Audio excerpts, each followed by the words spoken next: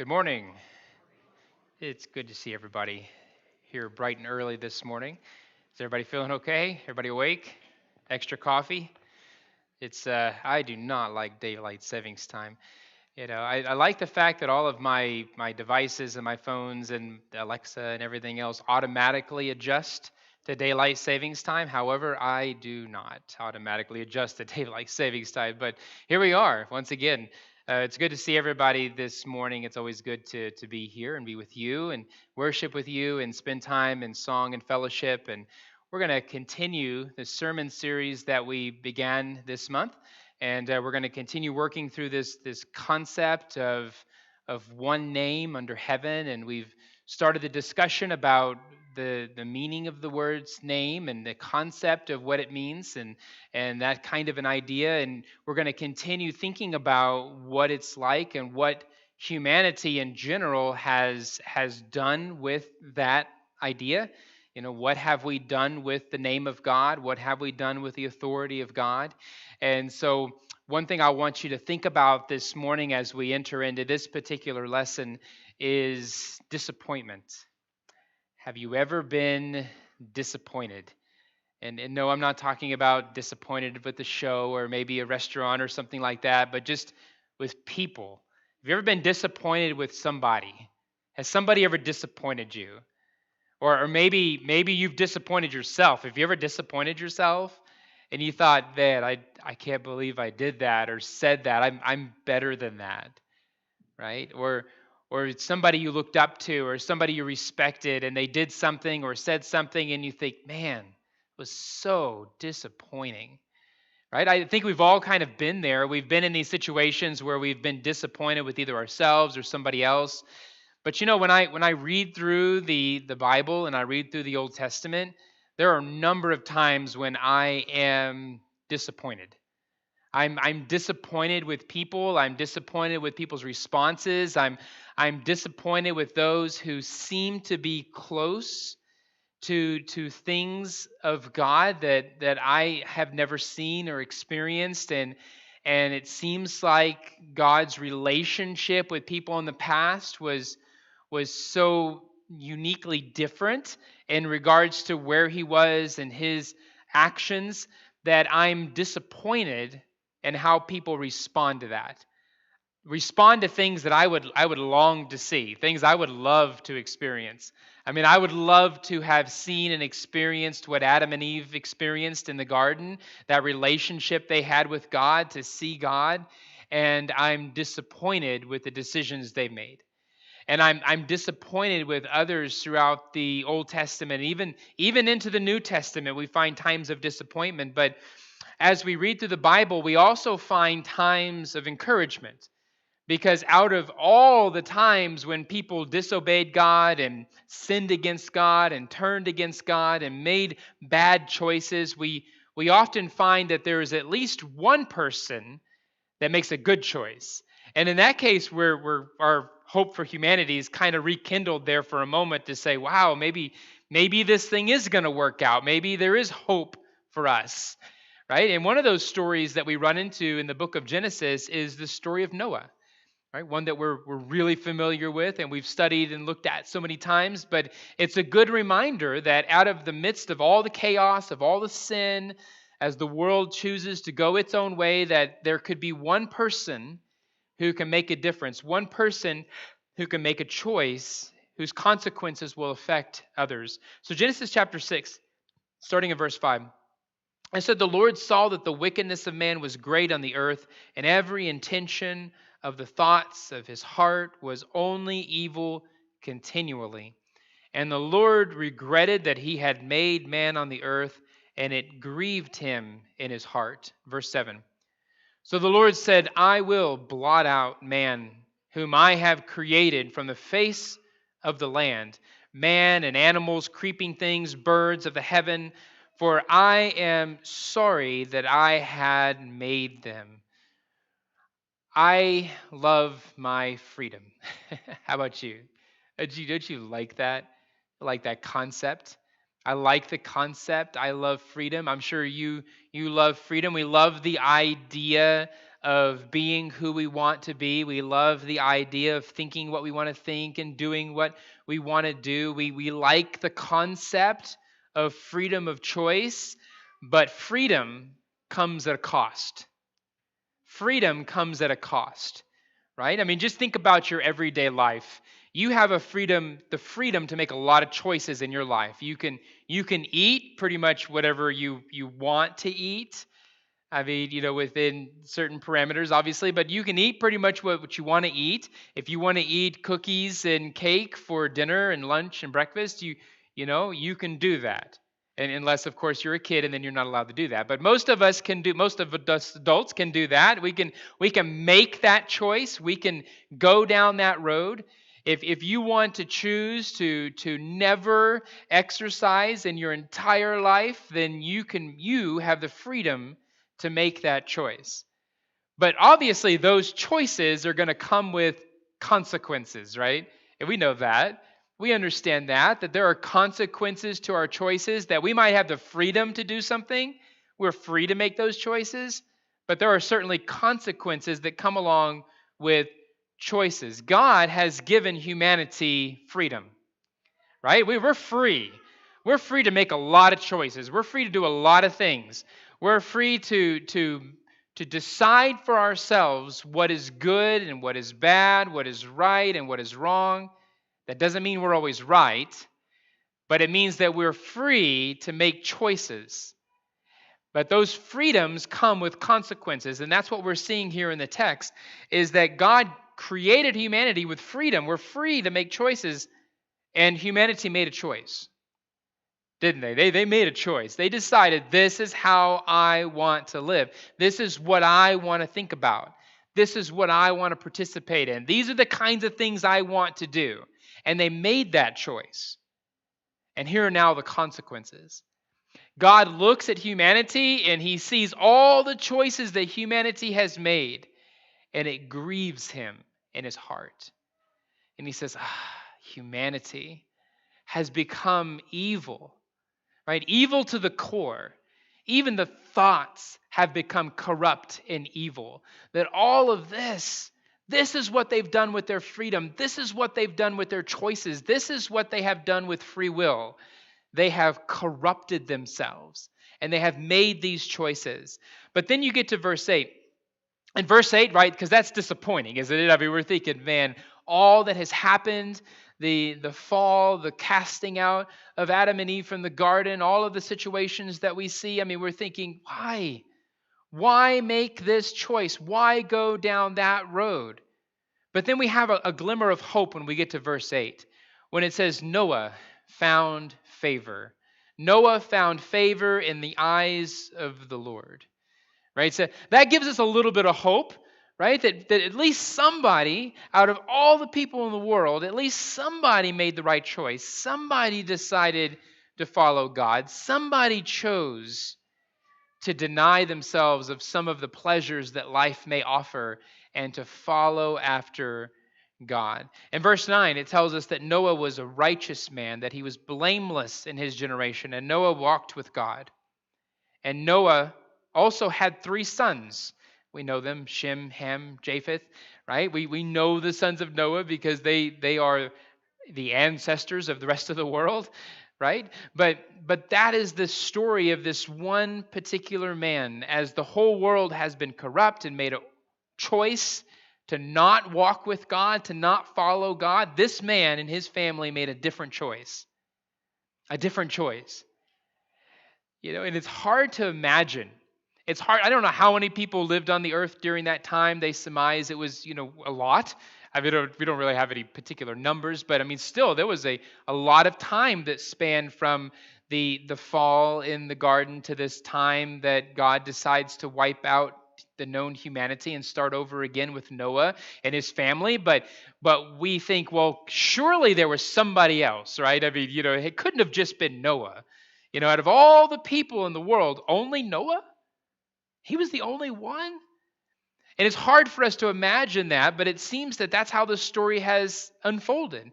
And God finds grace. He finds favor in this one man.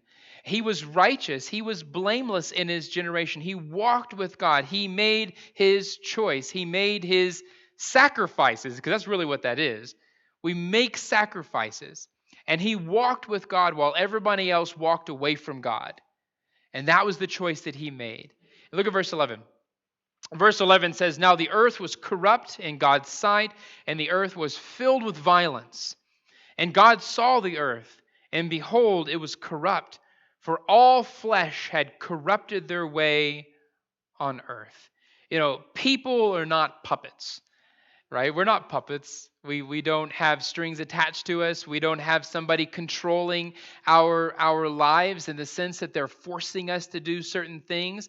But people are also not free to do whatever they want to do without the consequences that go along with it. Right? I mean, yes, we're free to make those choices, but we're not free from the consequences of those choices. And certainly they were no exception to this. They made their choice. They corrupted themselves. They walked away from God. And they are going to face the consequences of those choices. Now, the text says that all flesh had corrupted their way, and God saw it. God saw that. Now, I don't know if maybe they thought that God didn't see. I don't know if they had gotten to a point where they didn't believe in God anymore. I don't really know. But God witnessed this. He was able to actually see all that humanity was doing, all that humanity was thinking. And God saw his image bearers, right? The people that he created, the representatives that he put here on earth, corrupting their ways. And their actions did not only reflect on themselves. Their actions did not only reflect on them. It wasn't just all about them. But their actions reflected on the character, on the nature, on the identity of God. Right? So that's really the heart of all of this, is that this type of corruption, this sin, and sin in general, is not just going to affect the person, but it's going to affect the Creator in many ways. Because he looks at his creation that he loves and he's created and he's put on this earth for a purpose, and he watches them slowly but surely begin to walk away and corrupt their path and corrupt their ways and engage in sin. And it affects him to the point where he finds it necessary, right, to completely wipe out humanity and start all over again with this person who has found favor in his eyes. God decides that this is the right way to do it. Their actions affected other people. Because we tend to think about our choices as just that, right? Our choices. If I make a choice, that's my choice. If I make a decision, that's my decision. Right? If I want to satisfy a desire, that's my business. That's none of your business. Right? If people desire to engage in drunkenness or sexual immorality or any of those things, they think, well, that's my business. You know, what I do behind closed doors, what I do in my mind or in the privacy of my home or wherever, that's my business. That's none of your business. And that tends to be the thinking of a lot of people, right? A lot of people kind of lean that direction, that I can do whatever I want to do and it's none of your business. Nobody's going to see. Nobody's going to know. Nobody needs to know. Nobody's going to care. It's not going to affect anybody else. Because, right, that's where we draw the line, isn't it? Is as long as what I'm doing doesn't affect anybody else, then it doesn't matter. I can do it, right? But that's not how things are, is it? Because there will always be someone who can actually see what's going on behind closed doors. There's somebody who knows what goes on in the home. There's somebody who knows what goes on in the mind. There's somebody who knows what goes on in secret, and it affects him. God knows, right? Because all these people were just going about their life and doing their own thing and thinking their own things and enjoying their life, right? I mean, yes, there was violence, but that comes with the territory of the nature of the things that they were participating in, but you know that they were fulfilling these desires and they were living life, and God saw all of it. He witnessed every moment of it, and it grieved him in his heart, right? And this whole concept of it's none of your business, it doesn't matter, I could do whatever I want to do, is a complete lie, right? But it's been a lie from the beginning, hasn't it? I mean, that's kind of the idea of Adam and Eve in the garden and the tree of life, that here they are, here's Eve, just Eve and the serpent, Adam's kind of hanging out in the background, nobody else is around. Just go ahead and take it. You want it, go ahead and take it, go ahead and eat it, go in and do whatever you want to do. Fulfill that desire. I know what God said. God said, don't eat this or you'll die, but I'm telling you, that's not going to happen. He's hiding something. He's keeping something from you. Go ahead and take it. Go ahead and eat. Go ahead and satisfy that desire. You will not die. And of course, we know the rest of the story. Eve participates in that, but that's our story too, isn't it? That's our story. There's always this lingering voice in the back of our head that says, you know what, just do it. Fulfill the desire. Eat the cookies, eat the cake. Who cares? It doesn't affect anybody. There won't be any consequences. In fact, the only consequence that you're going to experience is satisfaction. That seems to be our mindset. So go ahead and participate. Go ahead and do it. But that's the lie, isn't it? That's the lie. Because there will always be somebody affected, whether it's us. We're always affected by sin, right? The consequences of sin, the consequences that come with committing sin and being guilty of sin. But there's also God who sees everything that we do and who is grieved, right? He is grieved in his heart with our participation in the things that are unholy and unrighteous. In Hebrews chapter 11, the Hebrew writer talks about Noah, and he says, by faith, Noah, being warned by God concerning events not yet seen, in reverent fear constructed an ark for the saving of his household. And by this he condemned the world and became an heir of righteousness that comes by faith.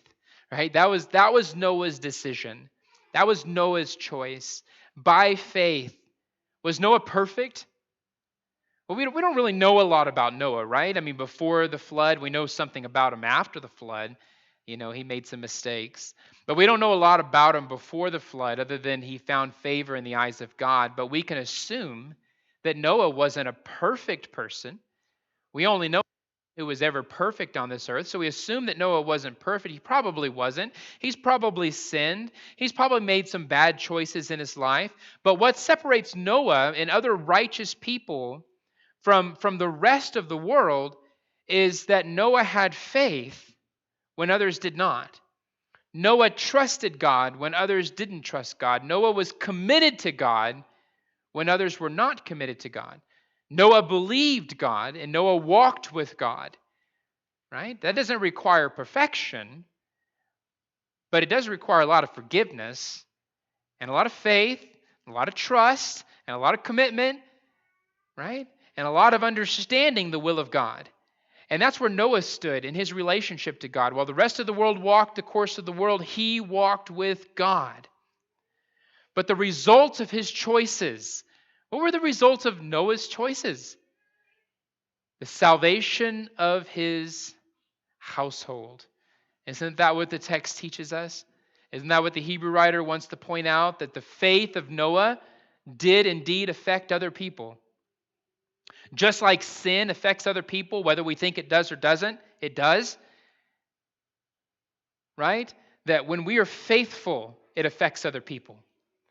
Our faithfulness will have an impact on other people's lives. And for Noah, it wasn't the whole world that he impacted, obviously, but he did impact his family. He did impact that small little community that he had that belonged to him, that he was in charge of. He did impact that, right? And the results of his faithfulness were the salvation of his household. Folks, if you're a parent or if you're a grandparent, this should hit you hard. That your actions, your faith, your response to God, your trust, your commitment will indeed impact your family. Right? And Noah sees this. Noah witnessed this as he and his family are together.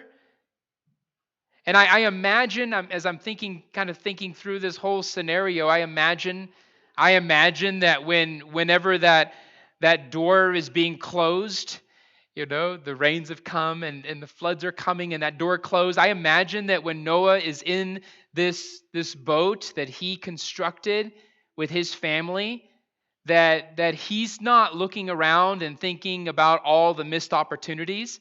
I don't imagine that Noah is sitting there and wishing, man, I sure wish I would have indulged. I wish I would have done those things. I wish I would have participated, because now the opportunity's gone and I'll never know what it feels like to be wealthy. I'll never know what it feels like to have done all those things that everybody else was participating in. I don't think Noah thought about that at all. I think what Noah did is he held his wife, he looked around in that boat, and he saw his sons and his daughter-in-laws. And I imagine that Noah praised God. That's what I imagine. He didn't mourn over missed opportunities, but he praised God for an opportunity to be faithful and to see his family in that boat as the rest of the world perishes all around him. That's what I imagine, right? That Noah's choices affected his whole family, right? To Noah, it was worth it. It was worth the suffering. It was worth the mocking. I don't know if he got mocked, but I assume he did. I mean, come on, let's face it. You got a guy out there building a giant boat. Somebody's going to say something. And I imagine he was. I imagine he was criticized. I imagine his kids, his sons were abused, to the point where they probably thought, this isn't worth it. What's all this faith in God? Nothing's going to happen. We've never seen this before. How do we know there's a flood coming? I mean, Noah's crazy. All of that he endured. In the midst of an evil and corrupt generation, he endured those things, right? And he was willing to, because the outcome was worth the sacrifice, wasn't it? The outcome was worth the abuse. It was worth the suffering. It was worth the mocking. It was worth all of it. Because at the end, as he sat there, he's not going to regret a moment of it as the world perishes around them. Peter, in his letter, picks up on this idea. And he is speaking to a different generation, but still a wicked generation. I mean, things haven't changed all that much. People are still wicked. People still make bad choices. And in this case, we have a group of people like Noah who are faithful, and they're committed, and they're in service to Jesus. They belong to Jesus. But they still have to live in the midst of a world that doesn't obey God. And they live in a world that mocks them for their faith. They live in a world that hates them because they're faithful. They live in a world that's going to criticize them and call them crazy because they're making sacrifices and they're not indulging in life's pleasures. And there are consequences to these kinds of decisions. But look at verse 14. Peter says, but even if you should suffer for righteousness' sake, you will be blessed, right? Just like Noah, you suffer, but you'll be blessed, right? Have no fear of them, nor be troubled, but let your hearts honor Christ the Lord as holy, always being prepared to make a defense to anyone who asks you for a reason for the hope that is in you, yet do it with gentleness and respect. When people mock you, when people make fun of you, when people criticize you, when people ask questions about your actions and why you make the choices that you make, give a defense. Be ready. Be ready to say, I serve Jesus. Be ready to defend your faith. Be ready to say, I belong to Jesus. I have been forgiven. I no longer live in denial anymore. That's not who I am. And be willing to boldly proclaim, and he says, with gentleness and with respect. In verse 16, he says, having a good conscience, right? Because we have to have that. The world's going to say you're crazy, you're doing things wrong, you're making bad decisions, you're not doing things right, but I have a good conscience. Noah had a good conscience when people thought that he was crazy. when he sacrificed to do things that other people weren't willing to do, when he made the choices that other people weren't willing to make, he had a good conscience. Now, there are people in the world who tell you that you're crazy and you shouldn't have a good conscience, that you should feel guilty for not living like everybody else lives, but they don't. We don't. We shouldn't. Noah didn't. He had a good conscience about what he was doing, so that when you are slandered, those who revile your good behavior in Christ may be put to shame, for it is better to suffer for doing good than if that should be God's will than for doing evil. And it's true, isn't it? It's so much better. I mean, it may not seem better in the moment, and it obviously doesn't feel better, and we don't ever want to be involved in that. But ultimately, it's better to suffer for doing good. Because if you suffer for doing evil, then the consequences of your evil is your suffering. And you deserve it, right? We deserve to be treated that way when we are doing evil things.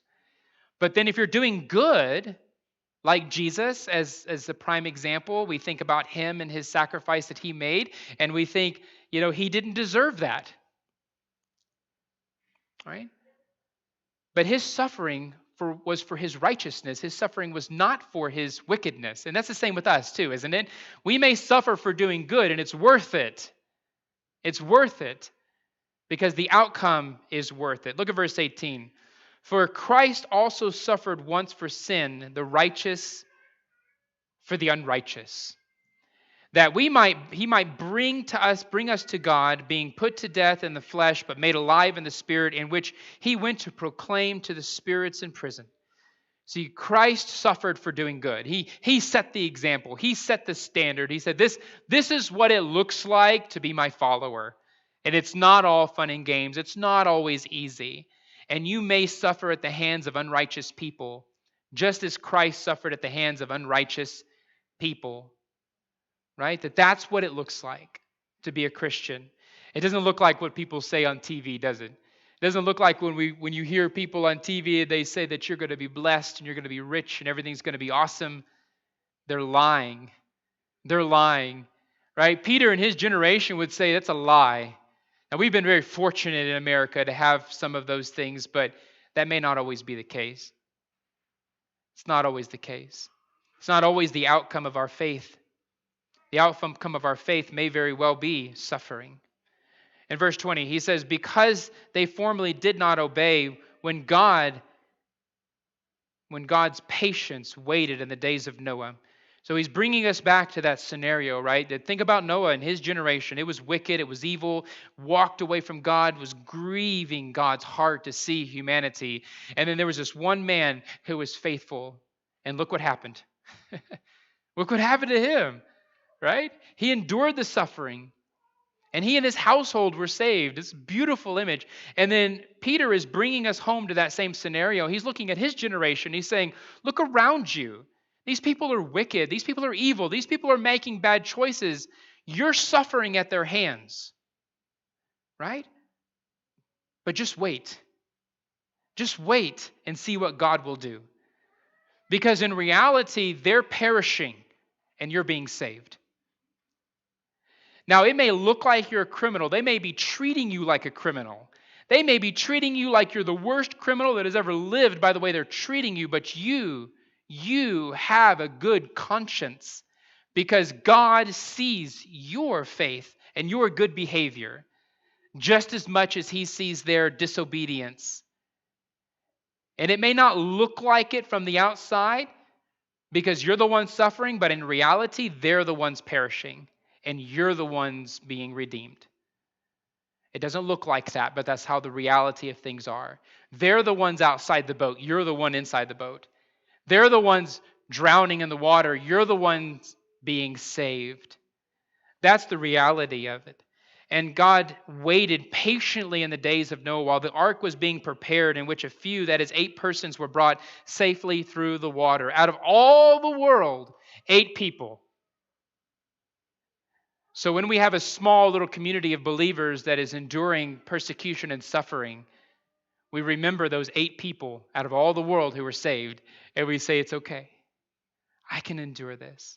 I can suffer through this. I can work through this because I know my God is rescuing me from all of it and that I am being saved. And Peter points to that day and he says, just remember what God did in the past and have faith in the present to bring you through the troubled waters. And then verse 21, he says, baptism, which corresponds to this. Of course, these are all baptized believers, right? Baptism, which corresponds to this, now saves you, not of the removal of the dirt from the body, but an appeal to God for a good conscience through the resurrection of Jesus Christ. If you've been baptized into Jesus, you're saved, but you're also being saved. I mean, there's a dualistic concept here. Yes, you're forgiven of your sins. And that's a beautiful thing because that's what we do at baptism is we put away the old self. We are raised up to newness of life. We have the forgiveness of sins. But Peter is pointing out the fact that we are also being saved, right? We're being rescued. Like Noah and his family who were being rescued as they sit in that boat while the rest of the world is perishing, we too, presently, right now, as we sit in Jesus, as we're a part of the community of Jesus, as we belong to Jesus, and we got there through baptism, didn't we? God's rescuing you right now from everyone. And you don't have to make an appeal to them. You don't have to appeal to the world. You don't have to make excuses as to why you're right and you're righteous. The only person you're accountable to is God. You make an appeal to Him. And guess what? If you're in Christ Jesus and you are faithful and you're committed, then you need to have a good conscience. You need to have a good conscience that you have made the right choice. And if you're suffering, if you find yourself suffering and persecuted for your faith, and I hope you never do, but maybe someday you will, and if you find yourself in that position and you're treated like a criminal, continue in the faith and recognize that you have a good conscience. Even though they treat you like a criminal, you have a good conscience. Right? Because you're making that appeal to God and not to them. You know, you don't make an appeal to people who are perishing, right? You don't have to explain to them while you're doing the things you're doing. You don't have to explain to them while you're being righteous as if they are the ones who are judging, as if you're accountable to them. Now, you may be called to give a defense for your actions in hopes that they too might join you. But that's different. I am not responsible to tell anybody. I'm not responsible to go to somebody and say, hey, I'm living the Christian life. And let me tell you all about my Christian life. And you be the judge. You tell me, am I a Christian or am I not? Am I saved or am I not? They're not accountable to me and I'm not accountable to them. I don't have to do that. But it is God that I seek approval of. And my conscience is clear because I put my faith in Him and not in people. Don't put your faith in people who are perishing, but put your faith in the one true God who is saving us from a world that's perishing and bringing us out into salvation. Right? And in the end, at Jesus' return, when you look around, when we look around at those who are experiencing the resurrection, which of course we recognize will be the righteous and the unrighteous, and we see how we're all being brought into these different groups, and we're, however that's going to be. I don't know if we actually can see it or not, but I imagine it being like that. And I imagine that day coming and participating in the resurrection of life and being part of the righteous.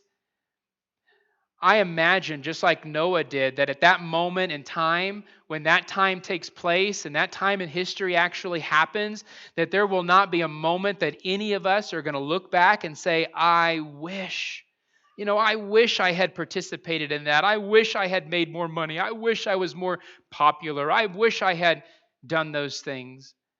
There will not be a single person in that group who's being resurrected into life and going to be with Jesus who is going to make that kind of statement to say, I wish I participated in worldly things because now I regret it. Not a single one.